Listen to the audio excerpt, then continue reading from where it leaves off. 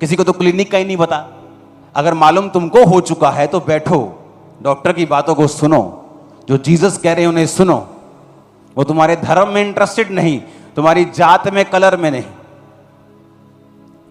अगर ईसाइयत में जात पात होती तो आज एक बहुत बड़ी डिनोमिनेशन, क्रिश्चियन डिनोमिनेशन, जैसे लोग बोलते हैं जी हमारी पेंटिकोस्टल है, हमारी कैथोलिक है, उसका जो सबसे बड़ा हेड है इंडिया का, वो शेड्यूल कास्ट से बनाया है उन्होंने। ये तो कभी ना होता। अगर जात पात का रोला होता तो होता कभी कि जो सबसे बड़ा हेड है इंडिया का, क्रिश्चियनिटी का, एक डिनोमिनेशन का, वो शेड्यूल कास्ट से बना दिया। क्योंकि क्रिश्चियनिटी में हम कास्ट नहीं देखते हैं,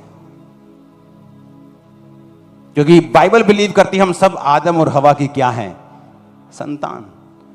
जब बाप भी एक है तो जात कहां से आई?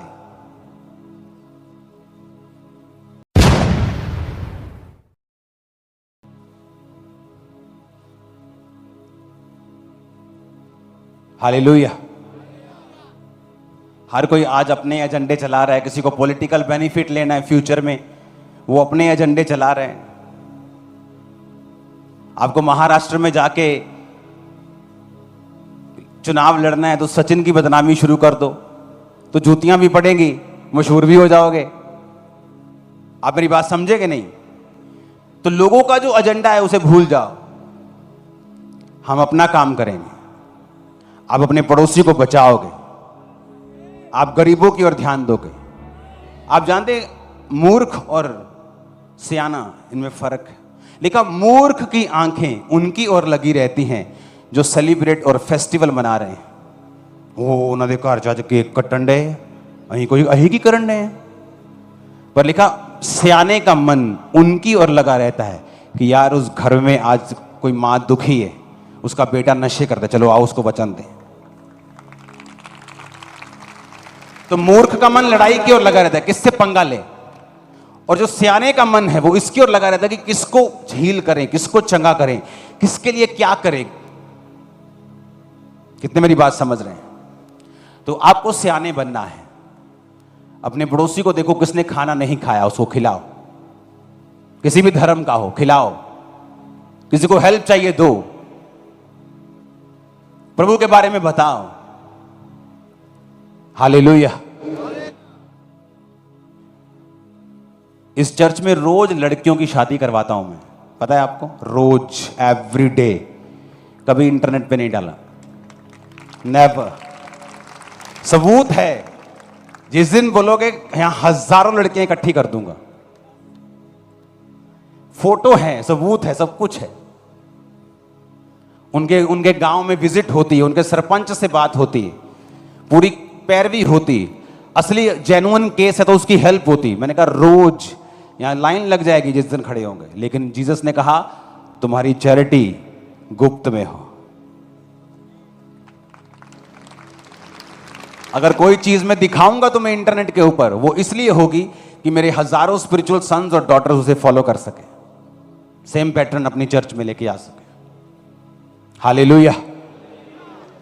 तो उससे पहले कि हम डिक्लेरेशन करें और सिर्फ बिना समझ के बोलें कि पास्टर बोल रहा है हमें पीछे बोलना है, उससे पहले हमें समझ होनी चाहिए कि हमें जो बोल रहे हैं उसका क्या फायदा है। हालेलुया।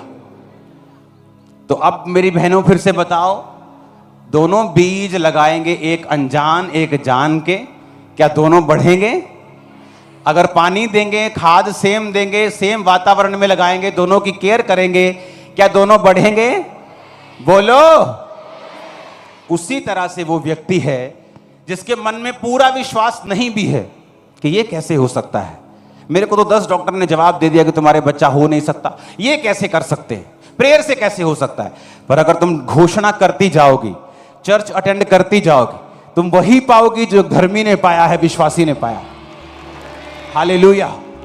अब जब घोषणाएं शुरू होंगी, आपको यह मालूम होना चाहिए, बिना डिक्लेरेशन, घोषणा, परमेश्वर आपकी लाइफ में कुछ भी काम नहीं करता। जो कोई चीज आप बनते हुए देखना चाहते हो कि मेरी लाइफ में यह बन जाए, ये सारी देखी हुई चीजें परमेश्वर के वचन से बनी है, जो कि अनदेखा है। इसका मतलब आपकी लाइफ में भी जो कुछ बनेगा वो एक अनदेखे वचन से बनेगा, जो आप बोलोगे। उठ प्रकाश, मानो तेरा प्रकाश आ गया है और यहोवा का तेज तेरे ऊपर उदय हुआ है। घोषणा करो, रोज उठ के घोषणा करो। तुम नीचे से नीचे क्यों नहीं हो? तुम यहां पे डॉक्टर्स भी बैठे हैं, बड़े बड़े बिजनेसमैन भी बैठे हैं, एक रिक्शे वाला भी बैठा होगा। घोषणा करो, घोषणा करो और घोषणा करो, और तुम जल्दी चमकने वाले हो इन जीसस नेम। हालेलुया।